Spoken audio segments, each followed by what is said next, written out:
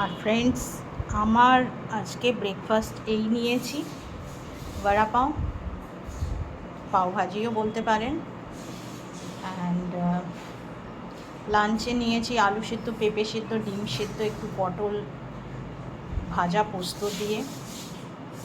আর এখানে রায়তা আছে, এখানে ফ্রুটস আছে। এই হচ্ছে আমার আজকে সকাল থেকে দুপুর অবধি মেনু।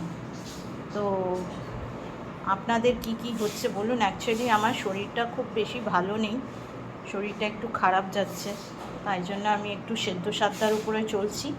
আর আগে যে দেখালাম ভিডিওটা, ওটা রাতের ডিনার আছে। আমার আজকে কর্তামশাই আসবে, তাই জন্য ও আমাকে বলেছে যে বেশি কিছু করতে হবে না, এক তরকারি ভাত করো, কিন্তু হাজব্যান্ডকে তো আর এক তরকারি ভাত দিয়ে খাওয়া দিতে পারি না, তাই জন্য একটু করে দিলাম আর কি। তো আপনাদের আজকে কি কি রান্নাবান্না হয়েছে জানাবেন। Thank you everyone.